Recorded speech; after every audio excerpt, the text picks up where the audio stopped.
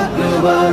জামাতের কর্মীরা সারা পৃথিবীতে কালেমার দাওয়াত দিয়েই যাবে।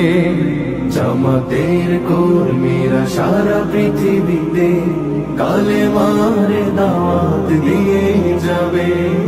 কোরআনের আলোকে সমাজ বিনির্মাণ, কোরআনের আলোকে সমাজ বিনির্মাণ, হাজার জুলুম বাধা উতরে যাবে। জামাতের কর্মীরা সারা পৃথিবীতে কালেমার দাওয়াত দিয়েই যাবে।